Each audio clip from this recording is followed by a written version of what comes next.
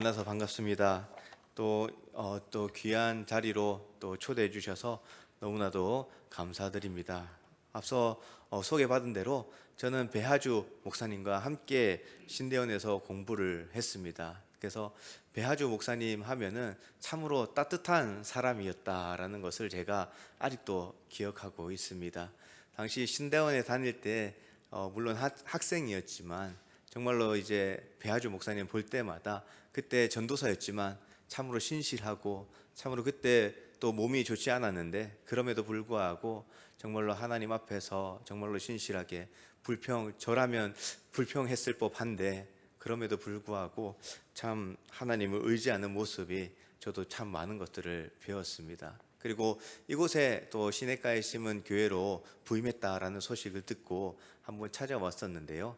그때 또 만났을 때 너무나도 반가웠고 또 배아주 목사님과 함께 하시는 성도님들이 참으로 복되다, 참으로 귀하고 또 이 교회가 얼마나 하나님께 사랑을 받을까, 은혜를 받을까 그런 것들을 이렇게 생각해 보았습니다.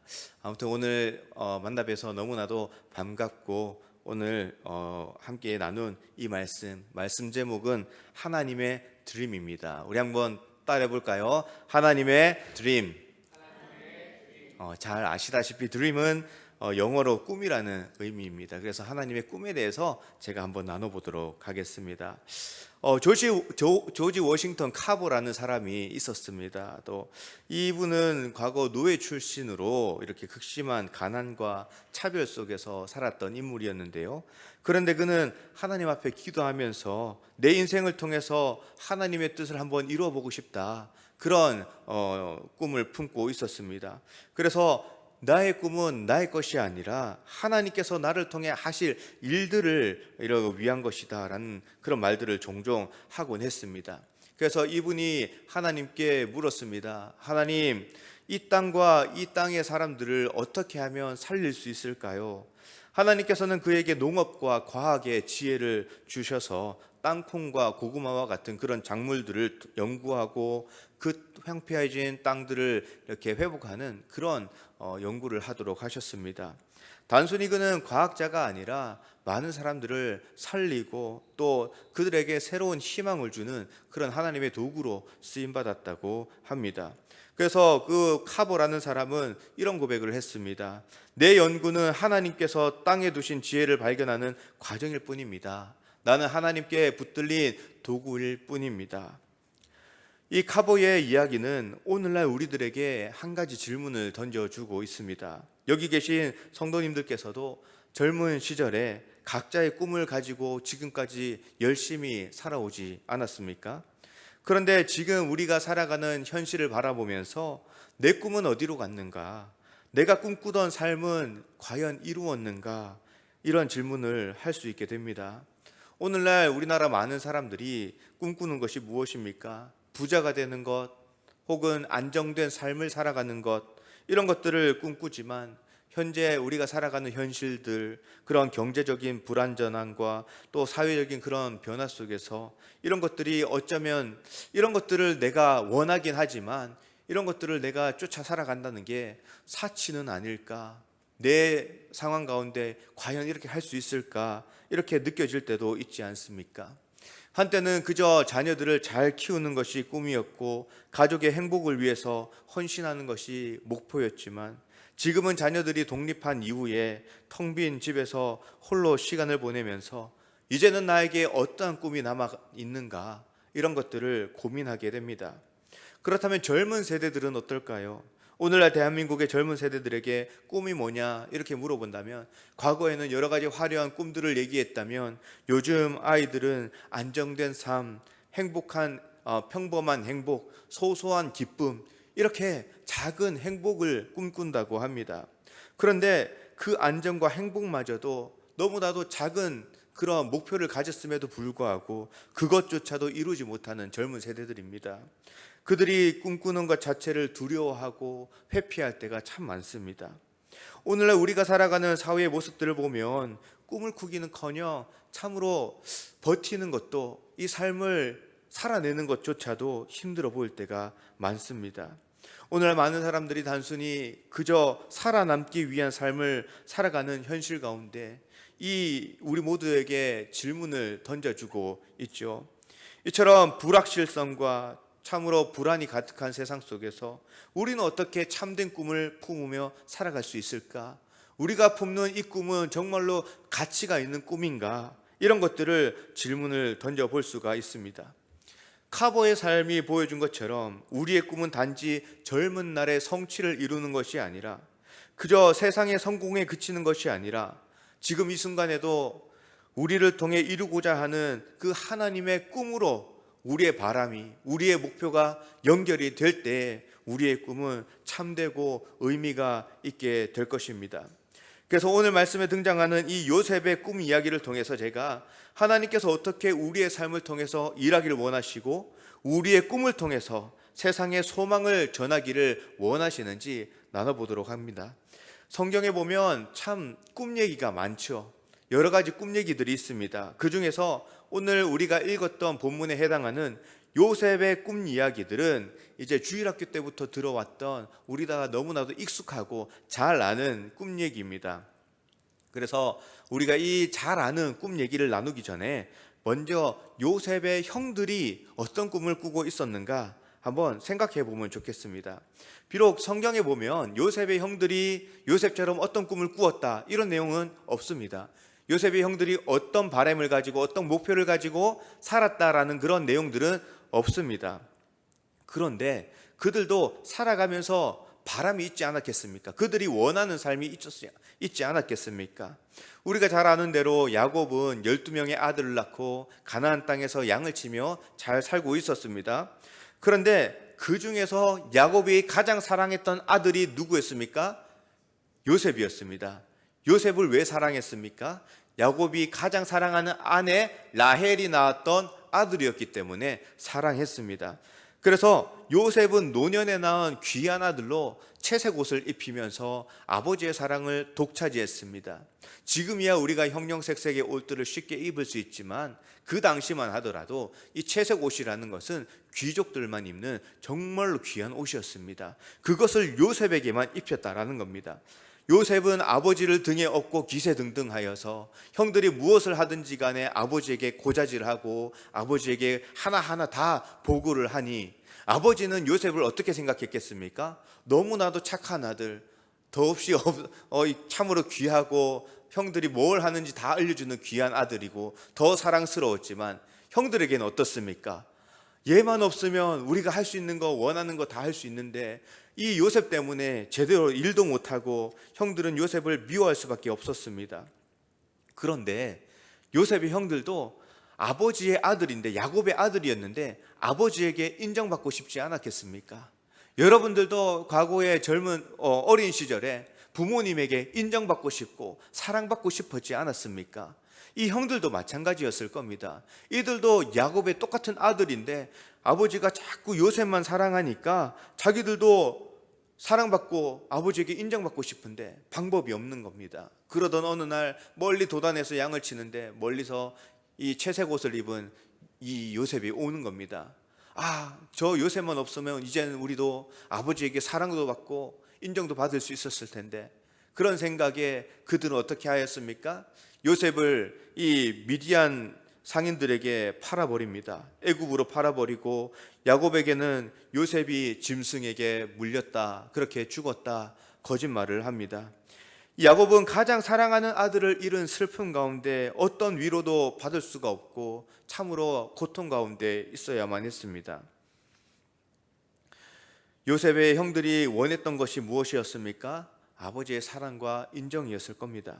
이것을 위해 요셉을 노예로 팔아가면서 아버지가 요셉을 포기하도록 그가 죽었다고 그렇게 하는 겁니다. 그들은 야곱에게 소망을 빼앗아갔습니다. 또 요셉에게도 아버지와 사랑하는 아버지와 떨어지는 그런 소망을 빼앗아갔습니다. 이것은 이 요셉의 형들이 한 행위는 야곱도 죽인 행위고 요셉도 죽인 두 사람 모두를 죽인 것과 다름이 없었습니다. 그렇게 해서라도 자신들의 목표를 이루고자 했다라는 거죠. 이것이 뭘까요? 이것이 바로 사람이 꿈꾸는 꿈입니다. 이 세상에서 사람들이 꾸는 꿈은 100%라고 할 수는 없지만 대부분 자기의 욕심을 이루는 꿈이고 자기 이기적인 꿈을 이루려고 합니다. 다른 사람들에게 상처를 주어도, 다른 사람들을 힘들게 할지라도 내 꿈만 이룬다면 상관없다, 내 꿈을 이루는 것이 최고이다, 이렇게 여기고 있습니다. 죄악된 본성 때문에 우리는 종종 목적을 이루기 위해서 수단과 방법을 가리지 않는 그런 유혹에 빠질 때도 있습니다. 세상에 많은 사람들은 성공과 욕망을 추구하며 다른 사람들을 도구로 삼기도 하고 거짓과 속임수를 쓰기도 합니다. 사람의 마음속에 이기적인 본성이 자리 잡고 있기 때문에 성경은 이것을 너무나도 잘 알기 때문에 여호와께서 사람의 죄악이 세상에 가득함과 그의 마음으로 생각하는 모든 계획이 항상 악할 뿐임을 보셨다라고 창세기 6장 5절 말씀에서 말씀하고 있습니다. 이 말씀이 보여주는 것이 무엇입니까? 하나님 없이 살아가는 인생은 얼마나 쉽게 잘못된 길로 타락할 수 있는가를 보여주고 있습니다. 다른 사람들을 속여서라도 돈을 벌기 원하고 뇌물과 불법을 행해서라도 권력을 갖기를 원합니다. 학생들은 부정행위를 통해서라도 좋은 성적을 받기를 원하지요. 그런데 이들이 꾸는 이 모든 꿈들은 다 무슨 꿈입니까? 헛된 꿈이라는 겁니다. 그것을 오늘 5절 본문을 보면 알 수가 있습니다. 오늘 5절 본문에 기록되었듯이 형들은 요셉을 미워하는 마음과 아버지께 인정받고자 하는 마음을 이루기 위해서 요셉을 팔아버리고 요셉을 그렇게 해코지했으면서 불구하고 지금 그 일로 말미암아 그들은 무엇을 하고 있다고 합니까? 근심하고 한탄하고 있다라는 겁니다.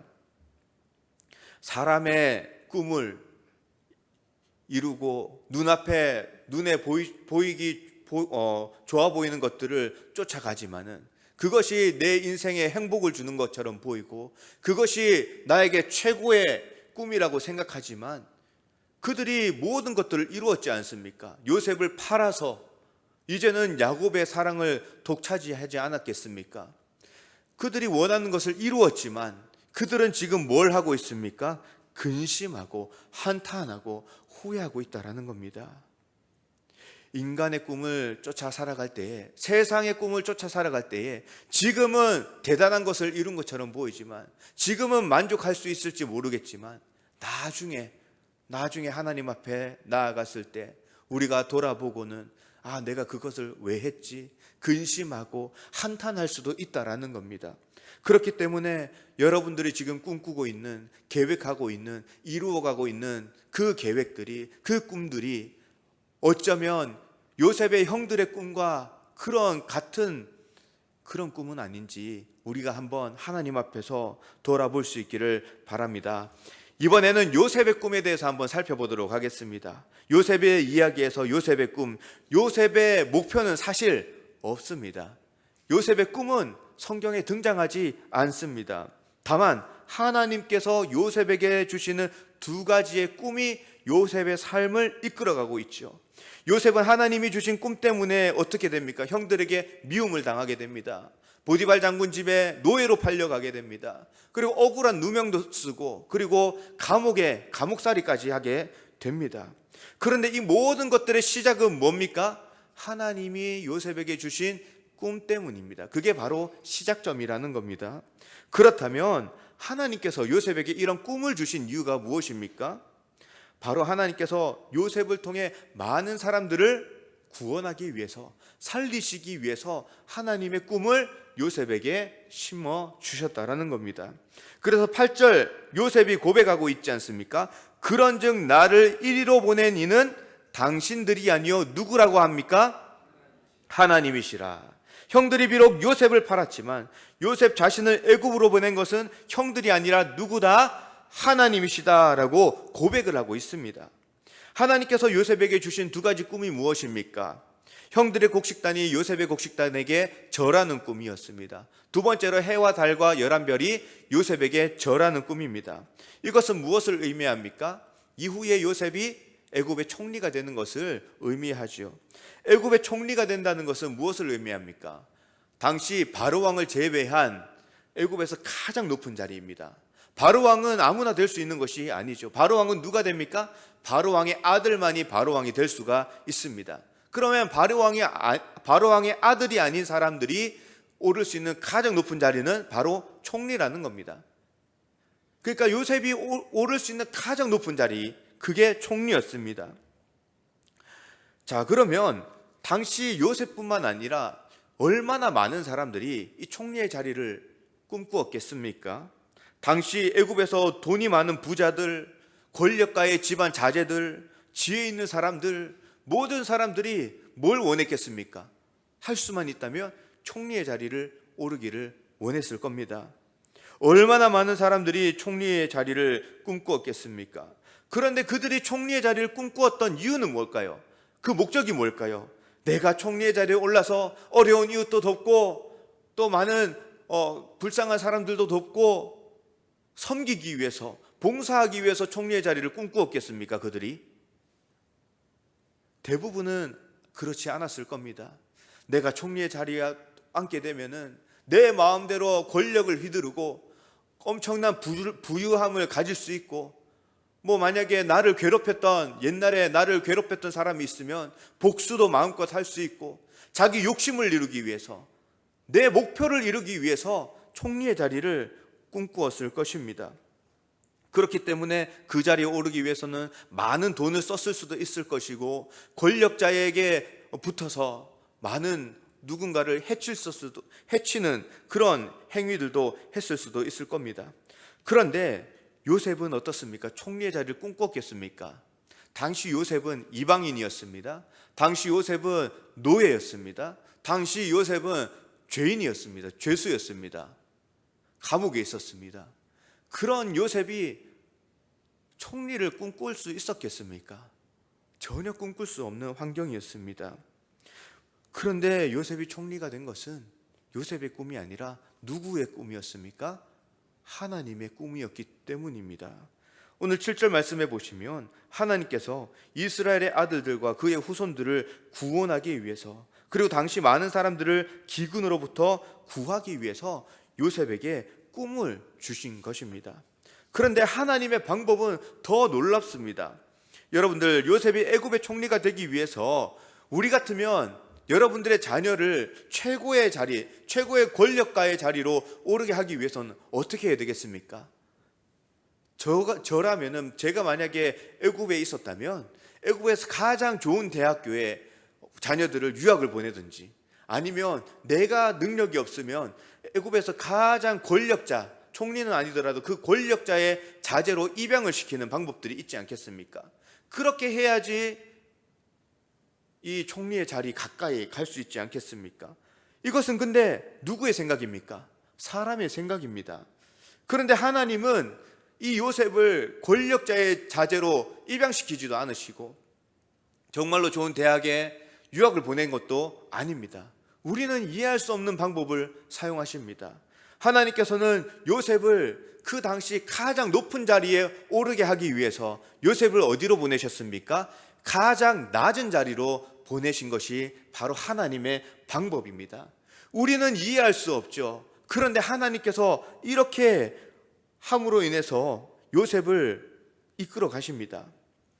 요셉은 어떤 사람이라 했습니까? 야곱의 집에서 가장 사랑받는 그런 귀한 아들로 채색 옷을 입었고, 이 아버지의 사랑을 독차지했던 아들입니다. 그렇게 사랑받고 존경받고 인정받고 그랬던 요셉이 어떻게 되었습니까? 가장 비천한 것으로 노예로 팔려서 온갖 수모와 조롱을 당하고 억울하게 누명을 쓰고 감옥살이까지 했습니다. 아무런 소망도 보이지 않는 비참한 자리로 내려갔습니다. 여러분들, 이런 요셉의 모습을 보면 혹시 생각나는 사람이 있습니까? 그죠? 역시 시냇가에 심은 교회 성도님들은 이제 너무 수준이 높으셔서 바로 이렇게 대답이 나오는데요. 예수님이 생각나야지 당연한 겁니다. 야곱의 가장 사랑받는 아들로 이렇게 있었던 요셉처럼 예수님은 어땠습니까? 하늘의 영광 가운데 있었고 하나님의 사랑을 독차지했던 그 독생자 예수님이지 않습니까? 그런데 하나님은 요셉을 가장 낮고 천한 노예의 자리로, 억울한 누명의 자리로, 죄수의 자리로 보내셨습니다.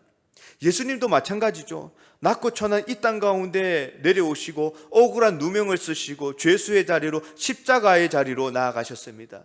그런데 그것으로 끝이 아닙니다. 요셉이 보디발 장구 아내의 유혹을 이겨낸 것처럼 예수님도 사탄의 시험을 이겨내셨고, 더 중요한 것은 하나님께서 그런 요셉을 총리로 세워주셔서 애굽 전역을 다스리도록 해주신 것처럼 예수님도 하나님께서 하나님 우편에 앉아 계시면서 지금도 온 세상을 다스리고 계십니다. 또한 7년의 기근 가운데, 우리가 생각해 보면 7년의 기근 가운데 많은 사람들이 먹지 못해서 굶어 죽어가고 있었습니다. 그들이 누구한테 나오면 양식을 얻을 수 있었습니까? 총리 요셉 앞에 나와서 엎드려서 곡식 좀 달라고 구걸을 하면 요셉이 창고를 열어서 그들에게 곡식을 나눠주었지 않습니까? 요셉 앞에 엎드렸던 모든 애굽의 사람들, 그 주변의 열방의 많은 국가의 많은 사람들이 요셉 앞에 엎드려서 절하기만 하면 그들의 생명을 구원할 수 있었습니다. 마찬가지로 예수 그리스도를 믿고 예수님 앞에 엎드린 그 누가 되었든지 간에 예수님 앞에 엎드려서 주님께 부르짖는 그 모든 주의 백성들은 영의 양식을 얻고 예수 그리스도로 말미암아 구원받아 영생을 얻게 되었습니다. 이처럼 요셉의 삶은 예수님의 그 사역을 예표하는 놀라운 그림자였습니다. 그런데 요셉은 단지 하나님의 섭리를 보여주는 도구일 뿐, 구원의 완성은 오직 예수 그리스도인 줄로 믿습니다. 우리가 예배를 드리면서 과연 하나님의 꿈이 무엇이었는가 다시 한번 생각해 볼 수 있기를 바랍니다. 여러분들, 하나님의 꿈이 무엇이었습니까? 오늘 요셉의 그 이야기를 통해서 발견하면 하나님의 꿈은 무엇입니까? 수많은 사람들을 살리는 것, 구원하는 것이 하나님의 꿈입니다. 오늘날 하나님의 꿈이 무엇이겠습니까? 세상의 수많은 죄인들, 하나님을 알지 못하는 그 많은 불쌍한 불신 영혼들, 그들을 구원하는 것이 하나님의 드림, 하나님의 꿈이었습니다. 하나님께서는 요셉의 희생을 통해서 많은 사람들을 구원하는 계획을 세우셨습니다. 마찬가지로 하나님의 때가 되어서 하나님의 아들 예수 그리스도의 희생을 통해서 하나님은 하나님의 드림을 이루어 가셨습니다. 다시 말해 하나님의 드림은 하나님께서 자기 자신을 드림으로 이렇게 이룰 수가 있었습니다. 하나님의 독생자 예수 그리스도께서 자기 자신을 십자가에서 온전히 들이심으로 인해서 하나님의 드림, 하나님의 꿈이었던 자기 백성을 구원하는 놀라운 하나님의 역사가 이루어질 수 있었습니다. 이것이 바로 하나님의 뜻이고 하나님께서 일하시는 방식이라는 것을 기억할 수 있기를 바랍니다. 제가 개인적으로 아는 선교사님 한 분이 계십니다. 제가 하나님을 만나고 또 선교지로 나가기까지 정말로 많은 영향을 끼쳐주신 선교사님인데요, 15년 전에 제가 남아공에서 그 선교사님을 만났습니다. 그런데 그 선교사님에게는 한 가지 꿈이 있었습니다. 그 꿈이 뭐냐 하면 이슬람으로 변해가는 이 남아공의 많은 이 영혼들을 하나님께로 인도하는 것, 그것이 그 선교사님의 꿈이었습니다. 이 꿈을 이루기 위해서 기독교 학교도 세우시고, 선교사님은 자기 자신을 꿈쟁이라 소개하시면서 만나는 사람들에게 그 비전을 나누고 하나님의 사역에 동참할 수 있도록 독려하셨습니다. 그런데 아프리카 작은 시골 마을, 그 시골 마을에 아시아인 선교사가 와서 사역을 하는데 현지인들의 마음을 여는 것이 정말로 쉽지가 않았습니다. 그럼에도 불구하고 선교사님은 포기하지 않으시고 계속해서 끊임없이 그들을 찾아가셨습니다. 남아공도 이 아프리카 제일 남쪽에 있어서 겨울이 있습니다. 겨울이 굉장히 춥습니다. 0도까지 떨어질 때도 있고 눈도 많이 오고요, 그리고 비도 많이 옵니다. 겨울에는 그렇게 춥고 비 오는 날에는 어김없이 선교사님은 집 밖을 나가셨습니다. 그래서 선교지에 있는 현지인들을 다 찾아가면서 한 가정 한 가정 방문하면서 어려움 당하는 사람은 없는지, 고통 당하는 아이들은 없는지 돌아보시고, 정말로 40도가 넘는 폭염 가운데서도 선교사님은 아이들을 찾아다니면서 이 선교지의 아픈 사람들을 위해서 기도해 주시고 굶주린 아이들을 먹여 주시고, 그렇게 15년 동안 그 영혼들을 위해서 그 땅 가운데 사역하시고 46세 젊은 나이로 순교를 하셨습니다.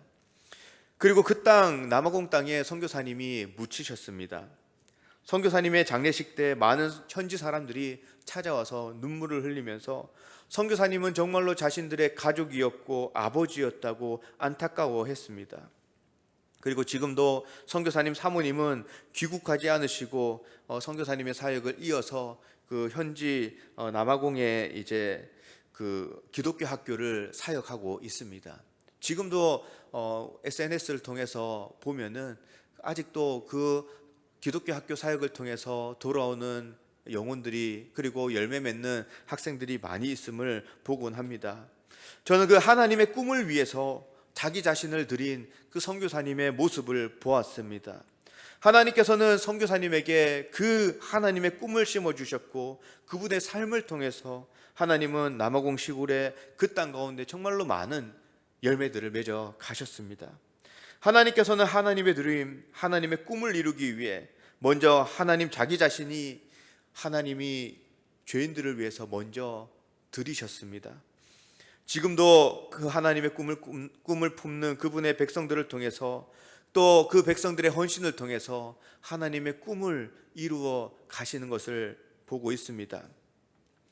오늘 말씀에 하나님이 큰 구원으로 당신들의 생명을 보존하고 당신들의 후손을 세상에 두시려고 나를 당신들보다 먼저 보내셨나니, 그런즉 나를 이리로 보낸 이는 당신들이 아니요 하나님이시라.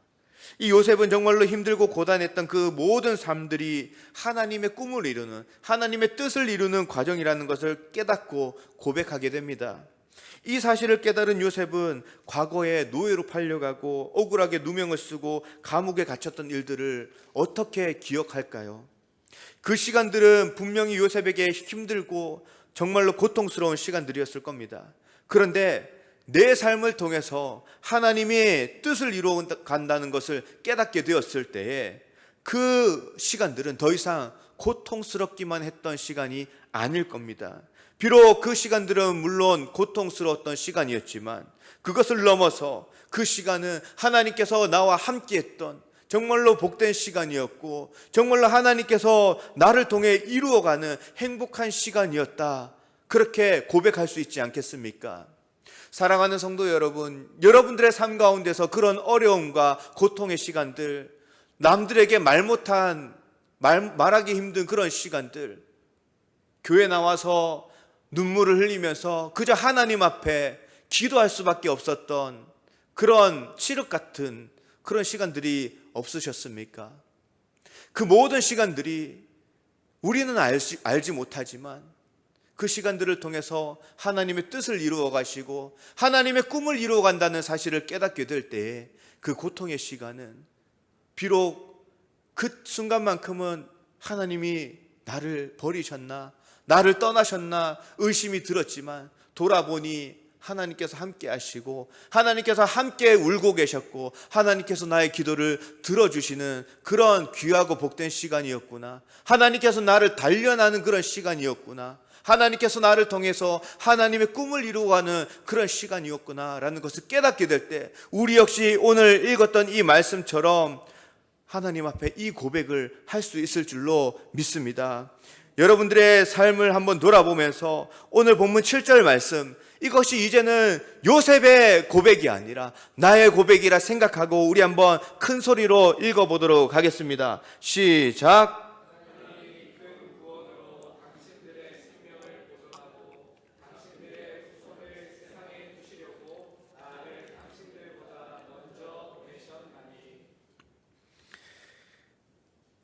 계속해서 그런즉 나를 이리로 보낸 이는 당신들이 아니요 하나님이시라. 이 고백이 저와 여러분들의 고백이 될 수 있기를 축복합니다. 하나님께서 우리를 구원하시고 또 이 교회 공동체로 여러분들을 시냇가에 심은 교회 이 공동체로 먼저 다른 사람들보다 먼저 이곳으로 보내주신 목적이 무엇이겠습니까? 정말로 예수 그리스도의 구원이 필요한 영혼들에게 이 부산 땅 가운데 여러분의 이웃들 가운데 아직까지 복음을 듣지 못해서 예수 그리스도를 알지 못해서 그저 고통스러운 시간을 그냥 고통 가운데 지내고 있는 그런 이웃들, 그런 분들을 하나님께로 인도하고 그들과 함께 이 교회에서 예배드리고 찬양하고 기뻐하는 그런 천국의 복음을 함께 누리는 것이 하나님의 꿈이지 않겠습니까? 뿐만 아니라 우리의 이런 복음 전도의 사명과 선교의 사명이 우리 모두에게 있는 줄로 믿습니다. 빌립보서 2장 13절 말씀에 너희 안에 행하시는 이는 하나님이시니 자기의 기쁘신 뜻을 위하여 너희로 소원을 두고 행하게 하시나니, 성경 곳곳에는 하나님께서 우리에게 하나님의 뜻을 심어두시고 우리를 통해서 일하시고자 하시는 그 하나님의 놀라운 그 약속과 놀라운 계획이 담겨져 있습니다. 이를 위해서 우리가 우리의 시간과 물질 그리고 우리의 삶을 드릴 때 우리를 통해 하나님의 꿈이 이루어질 줄로 믿습니다. 저에게도 한 가지 꿈이 있습니다. 이제 캄보디아 선교사로 나가게 되면 KPM 우리 고신 선교부에서는 2년 동안 사역을 못하도록 합니다. 그러면 뭘 하느냐? 2년 동안 열심히 언어 훈련을 받아야 됩니다. 특별히 캄보디아는 캄보디아에서만 쓰는 언어가 있습니다. 그래서 우스갯소리로 어떤 사람들은 캄보디아 언어를 이렇게 표현합니다. 라면을 딱 부숴서 집어던지면 이게 캄보디아 언어라고 합니다. 그 정도로 알파벳이 어렵습니다. 생소하고요. 발음도 어렵습니다. 또 캄보디아인이 한 1700만 정도밖에 되지 않습니다. 그러니까 전 세계 1700만 밖에 쓰지 않는 언어다 보니 익숙하지도 않고 우리가 번역기를 쓰더라도 제대로 번역도 되지 않습니다. 그러다 보니까 그곳에서 언어 훈련을 제대로 받지 못하면 사역을 할 수가 없습니다. 그래서 2년 동안은 정말로 철저하게 언어 훈련을 잘 받아야 될 것이고, 그리고 결국에는 최종적인 목표는 그 땅 가운데 교회가 없는 곳, 캄보디아에 교회가 없는 곳에 교회를 세우는 것이 목표입니다. 그러기 위해서는 건물을 단순히 세우는 것이 아니라 그 현지 목사님들을 바르게 세우고 현지 교회 리더들을 바르게 세우는 것이 중요합니다.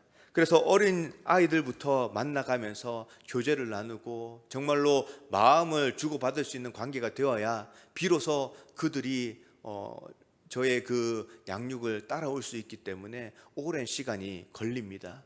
그래서 단기간에 되는 것이 아니라 장기간 동안 이러한 계획들을 좀 세워나가고 있습니다.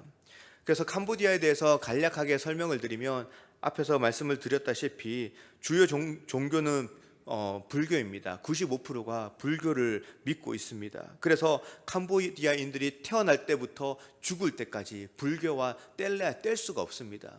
그래서 잠시 과자를 주고 선물을 주고 교회 나오세요 해서 박수치며 이렇게 예배드리고 어린아이들 행사는 할 수 있지만 그들이 삶 속에서 그리스도인으로 살아가도록 하는 것은 우리나라에서 전도하는 것보다 훨씬 더 어렵습니다. 우리나라에는 불교라고 할지라도 삶과는 동떨어지지 않습니까? 태어날 때부터 죽을 때까지 불교와 관련이 있지는 않습니다. 아무리 불교를 믿는다고 하는 사람들조차도 한 번씩 가지 않습니까? 그런데 캄보디아 사람들은 태어날 때부터 죽을 때까지 이 불교와 뗄 수가 없습니다. 그래서 그리스도인으로 온전하게 살아가게 하기 위해서는 더 어렵다고 합니다. 그리고 이 나라는 아픈 역사가 있습니다. 1970년대 크메르 루즈 정권이 있었는데요, 잔혹한 학살이 있었습니다. 킬링필드라고 혹시 들어보셨습니까? 그때 당시 200만이 넘는 사람들이 죽임을 당하고 고통을 당해야만 했습니다. 그런 아픔이 있는 나라이고 지금도 군부 독재가 장악하고 있는 그 나라입니다. 그러다 보니까 이 GDP 1인당 GDP 말고 나라 전체 GDP를 기준으로 삼으면 우리가 태국도 우리나라보다 많이 못 살고 베트남도 어려운 나라라고 생각하지 않습니까? 태국보다 베트남보다 10배로 GDP가 낮은 나라가 캄보디아입니다. 미얀마보다 더 낮은 나라가 캄보디아입니다. 물론 개인 GDP로 따지면 좀 더 올라가긴 하는데 나라 전체 GDP를 보면은 굉장히 GDP가 낮은 그런 어려운 나라입니다. 그러니까 시골에서는 한 달에 10만 원 벌기가 힘듭니다, 청년들이. 그래서 푸놈펜 수도로 나오면은 한 달 월급이 30만 원, 40만 원 받을 수가 있습니다. 그런데 더 이 사람들이 돈을 벌기 위해서 최고의 일자리는 어디겠습니까? 한국입니다. 그래서 한국어를 열심히 공부해서 한국으로 오면 그들이 버는 돈의 10배를 한 달에 봅니다. 300만 원, 400만 원씩 봅니다. 그래서 한국에 온 그런 외국인 노동자들 보면은 그들이 3년에서 5년, 길게는 10년 이래서 돌아가면은 중산층으로 살아가게 되는 겁니다. 그 정도로 이 나라에서 얻을 수 있는 것이 수입원이 전혀 없기 때문에 참으로 어려운 나라입니다. 그렇기 때문에 이 군부 독재 정권도 어쩔 수 없이 나라가 너무 힘들다 보니까 외국인들한테 이 문을 활짝 열고 관세로 이 나라가 먹고 사는 겁니다. 자동차 관세, 또 비자 비용도 비싸고요. 여러 가지 세금으로 먹고 사는 나라입니다. 그런데 이 나라가 지금 너무나도 못 살아서 지금 잠시 문을 열어뒀는데요. 예전에 베트남도 그러했지만 베트남이 그렇게 외국인들에게 문을 열고 선교사님들이 선교를 해서 했는데 지금은 어떻습니까? 지금은 선교사님들이 복음을 전할 수가 없습니다. 교회도 꽁꽁 숨어져 있어야 됩니다. 공안들이 돌아다닙니다. 그렇게 지금 베트남 선교사님들이 사역을 하고 있습니다. 캄보디아도 지금은 노방전도도 쉽게 하고 누구에게도 접근을 쉽게 할 수 있습니다. 그런데 이 나라도 언젠간 경제가 성장하면은 언제 베트남처럼 문을 닫고 이런 공안들이 다니면서 교회를 핍박하는 날이 곧 머지않아 올지 모른다고, 뭐 당장은 아니겠지만 선교사님들도 그러니까 지금 문이 활짝 열려 있을 때 최대한 많은 선교사님들이 들어가서 복음을 전하고 교회 개척도 많이 하고 사람들을 지금 많이 세워놔야 한다. 지금 잠깐 열려 있을 지금이 기회다. 그렇게 KPM 선교사님들이 1990년도부터 들어가서 지금 거의 20년 동안 많은 일들을 하시고 많은 교회도 세우시고 정말로 다른 선교부에 비해서 모범적으로 정말로 칭찬받을 정도로 모범적으로 잘 하고 있는 선교사님들이 우리 KPM 선교사님들이십니다.